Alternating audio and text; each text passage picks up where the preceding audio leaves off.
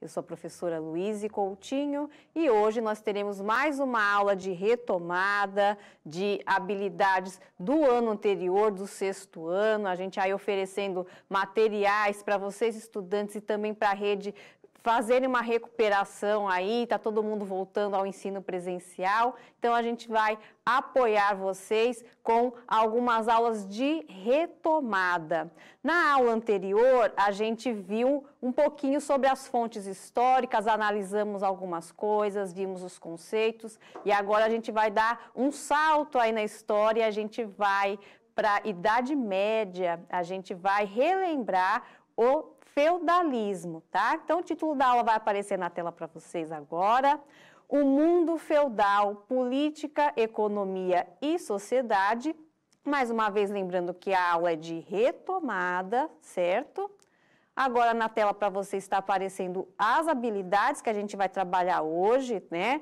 Temos a habilidade EF06, HI16, que é caracterizar e comparar as dinâmicas de abastecimento, as formas de organização do trabalho e da vida social em diferentes sociedades e períodos, com destaque para as relações entre senhores e servos. E como suporte, nós temos a mesma habilidade da aula anterior, que vai falar das fontes históricas, porque afinal de contas a gente vai analisar algumas imagens aí, algumas iluminuras que foram produzidas justamente durante o período feudal, porque o objetivo da nossa aula é apresentar para vocês as características desse sistema e apontar as transformações econômicas, sociais, políticas e que resultaram posteriormente na crise e no declínio do feudalismo como sistema lá na Europa Ocidental.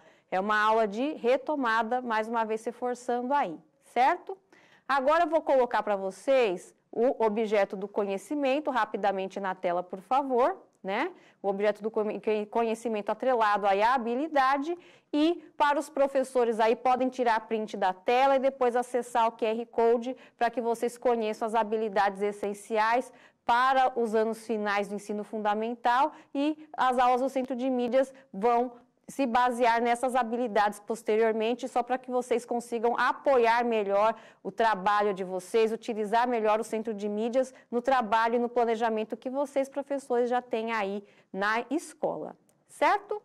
Então, vamos começar, pessoal. É importante a gente colocar que o sistema feudal, né, ele tem esse nome por conta da principal estrutura que ele tem, que é o feudo, né? O feudo, ele tem uma dupla característica, uma dupla função, tá? E aí, a gente vai apresentar, então, para vocês essa dupla característica do feudo, certo? A primeira característica, o primeiro sentido que a gente atribui ao feudo, né, se a gente for fazer a pergunta o que é o feudo, em primeiro lugar, o feudo é uma propriedade. Dá uma olhadinha aí na tela. Então, o feudo, o primeiro aspecto dele é ele ser uma propriedade, tá? Então, é uma propriedade rural, todas as relações econômicas e sociais acontecem nesta propriedade, né? Então, a gente já tem aí como uma característica importantíssima do feudalismo é que a agricultura é a principal atividade econômica, é o principal meio de vida das pessoas e o poder político se dá pela pessoa que tem a posse dessa terra, é o famoso senhor feudal que vocês ouviram falar tanto quando vocês estudaram feudalismo aí na escola, tá? O feudo era dividido em 3 partes. Havia o manso senhorial, tá? O manso senhorial são aquelas terras cultiváveis dentro do feudo, cuja produção é destinada ao senhor feudal, ou seja, tudo que é plantado ali vai para o sustento do senhor feudal, a sua família, toda a nobreza que está ali atrelada a esse senhor feudal, certo? O manso servil são as terras cuja parte da produção vai para o senhor feudal também, afinal de contas ele é o dono da terra, né? E uma parte vai para os próprios trabalhadores, que são os servos, né? Que é a forma que eles têm de sobreviverem, tá? Então, o servo trabalha na terra de um senhor feudal, ele tem o direito de usar a terra não é dele, e ele também tem o direito de ficar com uma parte da produção que ele vai utilizar para a própria sobrevivência, certo? E nós temos também as terras comunais, os bosques e as pastagens, né? As pastagens aí para a criação de animais, os bosques eram utilizados para caça também. E o uso dessas terras era mais livre, não existiam tanto essas regras aí como a parte das terras cultiváveis que eram divididas, certo? Então, esse é o primeiro aspecto, tá? O feudo enquanto propriedade rural. Mas a gente também tem o outro aspecto, o segundo aspecto, que é o feudo como um benefício. Dá uma olhadinha na tela. Então, o feudo, ele também ele é um instrumento de poder. Eu acabei de falar para vocês que o poder político fica nas mãos do senhor feudal porque ele é o dono da terra, é ele que pode ceder uma parte dela para um outro nobre, é ele que pode conceder o direito de uso dessa terra para um servo, ele é o dono, tá? Então, quem possui a terra tem poder. E essa relação, pessoal, remonta lá da Roma Antiga, que vocês também estudaram no ano passado, né? Lá na Roma Antiga, no Império Romano, um benefício, né, que significa benefício, era a entrega vitalícia de uma faixa de terra precária, ou seja, não era aquela terra muito fértil, muito boa, né? A alguém como recompensa pelos serviços prestados. Isso acontecia até com soldados lá na Roma Antiga, né? Muitos, eles participavam das guerras com o objetivo de ganhar um pedacinho de terra caso aquela tropa vencesse. E aí essas tradições acabaram se perpetuando na Europa, né? Quando vem a queda do Império Romano, essa relação de concessão de direito à terra, de uso da terra, ela continuou, né? Foi uma forma até de organizar o território da Europa, né, após a queda do Império Romano. E uma outra tradição que também vem da Roma Antiga é o comitatus, que é a fidelidade. Basicamente, pessoal, e pode voltar aqui para mim, produção, o que significa essa fidelidade? Se um senhor feudal me dá um pedacinho de terra para eu trabalhar, nem que a terra vai ser minha, eu vou trabalhar nessa terra. Eu devo a este senhor feudal a fidelidade, é como se eu tivesse uma dívida, né? Porque ele me ajudou concedendo o uso da terra para que eu pudesse sobreviver. E aí a gente tem a relação de servidão, né? Eu sirvo ao dono da terra, porque graças, né, a este favor que ele me fez de ceder o uso da terra, eu consigo sobreviver. E outras relações também de fidelidade que se davam pela cessão de terras existiam também. Por exemplo, um senhor feudal vai querer que o seu feudo seja seguro de invasões, certo? Ele não quer que esse feudo seja invadido. Então, ele também poderá ceder parte das suas terras a um cavaleiro que vai organizar um exército e ele vai poder usar essa terra ou cobrar impostos naquele território em troca, né, da fidelidade aí que o senhor feudal, né, já que ofereceu um benefício a ele, ele é fiel a esse senhor feudal. E é assim que vai se desenhar as relações de suzerania, né? O suzerano é quem cede o benefício, cede a terra ou o direito de cobrança de impostos, e a vassalagem. O vassalo é quem recebe o benefício. Vou pedir para voltar na tela, porque eu coloquei um esqueminha aí para vocês, né? Então, nesse exemplo aí dos traços de suzerania e vassalagem, o senhor feudal é aquele que doa a terra, né? Ou o direito de cobrar imposto, então ele é um suzerano. E o cavaleiro, por exemplo, retribui jurando fidelidade a esse senhor feudal que lhe concedeu um direito, né? E presta serviços, né? E geralmente eram vitalícios esses laços de suzerania e vassalagem, tanto que acontecia muito, pode voltar para mim, direção, Acontecia muito de, por exemplo, um servo, ele nasce dentro de um determinado feudo, ele trabalha naquelas terras e ele morre ali mesmo. Ele nem conhece outros lugares, outras regiões, ele vive naquela relação de servidão por toda a vida, né? Então, veja como é que se davam as relações políticas e econômicas aí nesse mundo feudal, né? Vamos conhecer agora um pouquinho a estrutura da sociedade feudal. Dá uma olhadinha. Então, a sociedade feudal ela estava dividida em 3 ordens, basicamente, né? O clero, que eram os membros da igreja, né? Como são aí, no entendimento da época, tá, pessoal?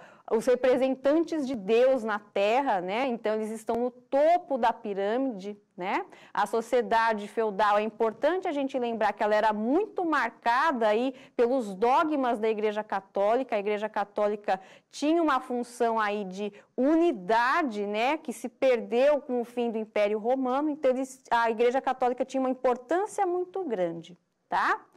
A nobreza, né, e nisso se incluem até os reis, né, os senhores feudais, os cavaleiros, vêm num segundo grupo aí, né, e os servos está escrito bem grandão, pessoal, na nossa pirâmide, porque eles eram a maioria da população da Europa na época. A grande maioria das pessoas eram servos, trabalhavam como agricultores, naquela relação de vassalagem com o senhor feudal, né? O senhor feudal me concedeu o direito de usar a terra, então eu vou servir a esse senhor.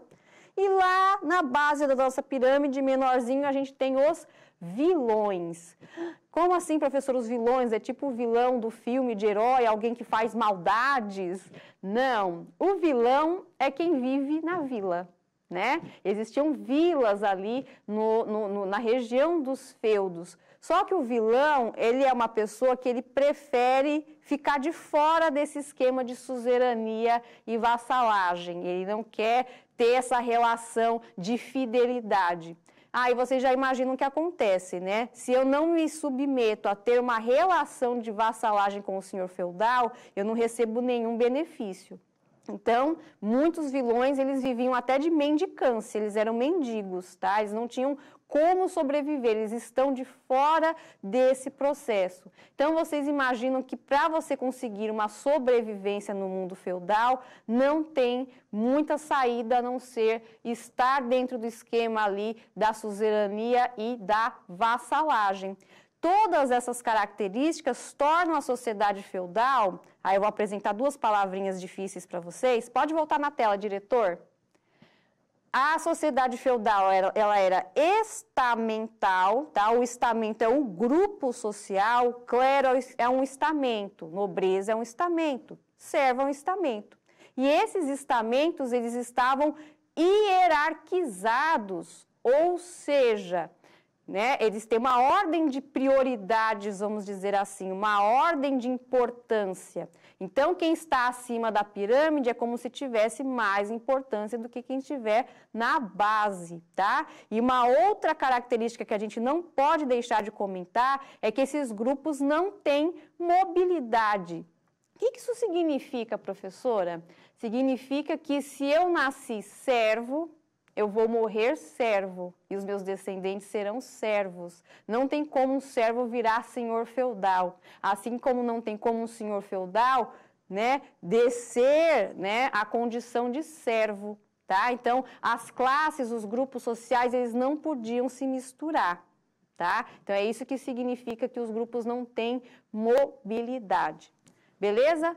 Compreendemos aí, então, a relação política, econômica e a social também. Agora está no momento da nossa primeira interação. Dá uma olhadinha na tela.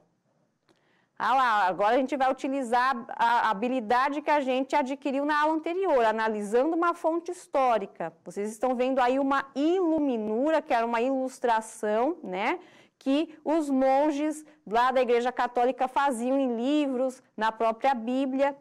E aí, essa iluminura, ela está falando um pouquinho da sociedade feudal. Será que vocês conseguem, estudantes, identificar quais grupos sociais estão representados nessa iluminura? Ou seja, cada personagem desse desenho, dessa iluminura, pertence a quais grupos da sociedade? Eu vou dar um minutinho para vocês e já já a gente volta.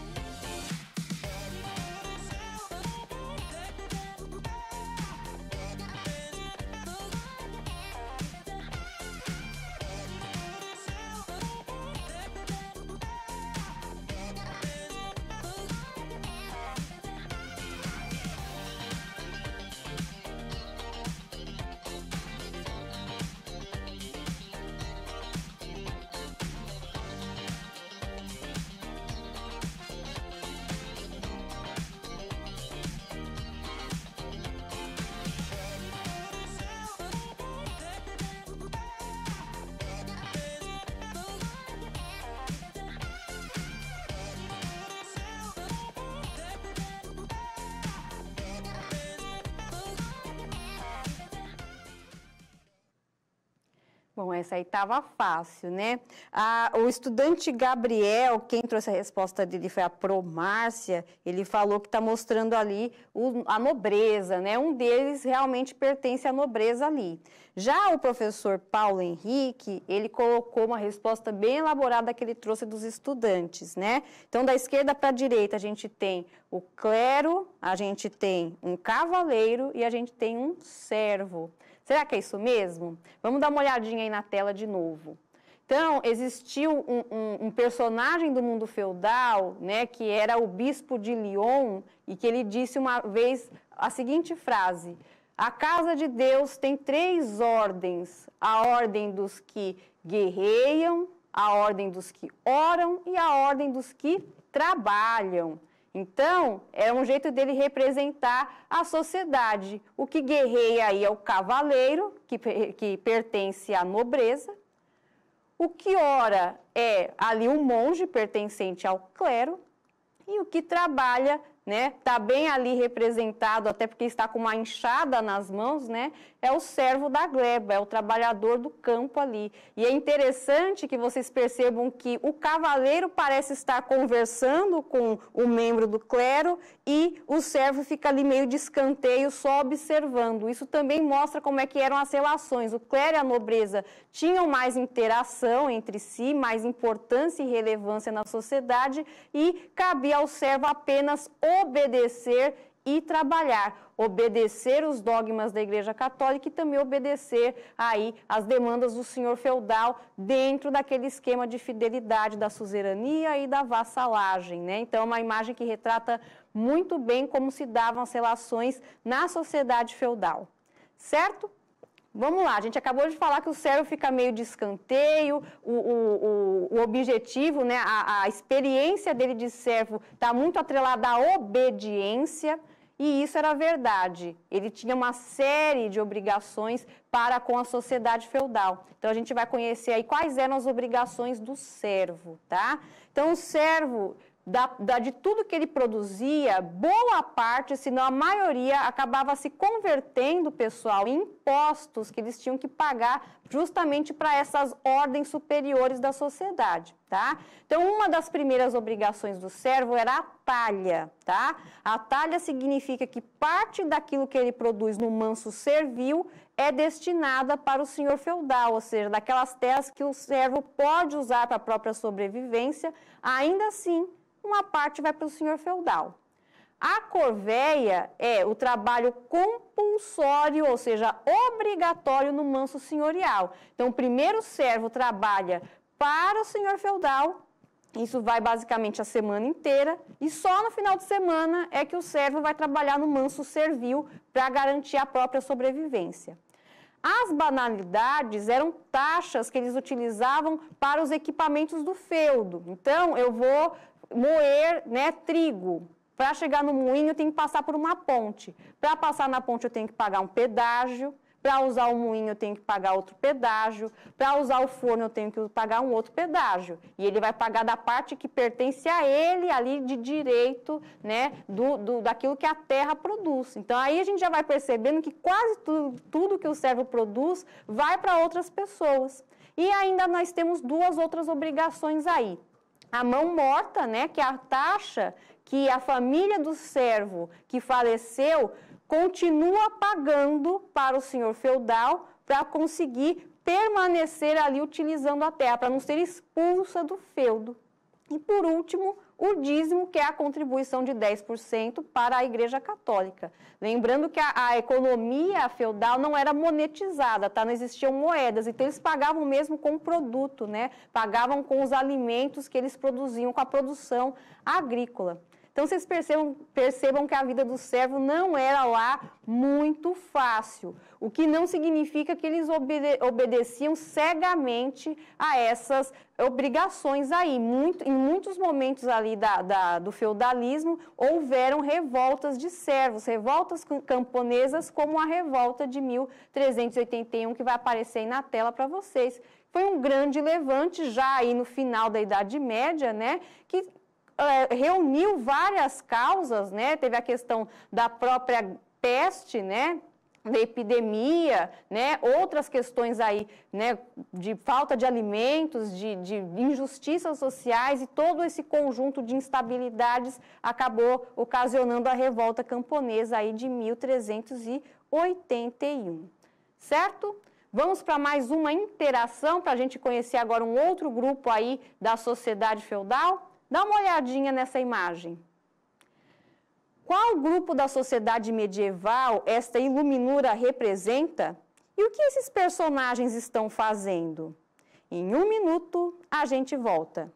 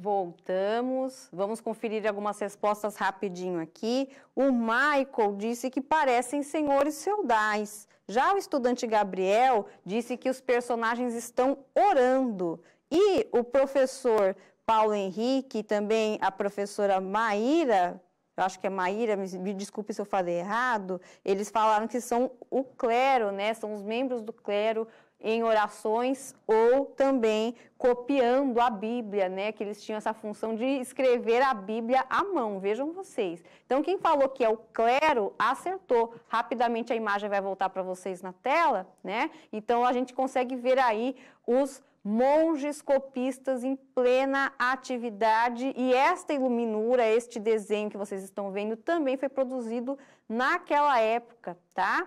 Então, o papel do clero aí, ele era muito importante, porque a base da sociedade, aquilo que mantinha cada grupo no seu lugar, né? Aquela coisa, eu guerreio, ou eu oro, ou eu trabalho, isso vinha muito de um discurso da própria Igreja Católica. Então, era como se ela conseguisse unir a sociedade dentro daquela ordem, né? Manter todo mundo ali no seu espacinho, o senhor feudal só o senhor feudal, e o servo é só o servo, né? Inclusive com o discurso de que o servo estava naquela condição porque ele precisaria purificar o seu espírito, né? O trabalho purifica, o trabalho dignifica. Então, muito por conta desse dogma, desse entendimento que existia naquela época, é importante a gente retratar que isso é um recorte histórico, né? As pessoas, os servos, eles se mantinham naquela condição até por conta da fé que eles tinham, né, na religião.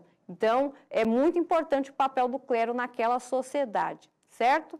Para a gente encerrar a aula, Eu vou colocar rapidinho para vocês aí alguns pontos, porque lá no século X, esse sistema feudal começou a entrar em declínio, né, por esses motivos aí que a gente está observando na tela, né, falta de alimentos, um aumento populacional, esgotamento do solo, e aí outras alternativas começaram a surgir para contornar essa crise, porque um sistema tão fechadinho como era o sistema feudal não podia durar muito tempo. Tanto é que dos vários períodos da história, a Idade Média é um dos mais curtos aí, com cerca de 5, 6 séculos, certo?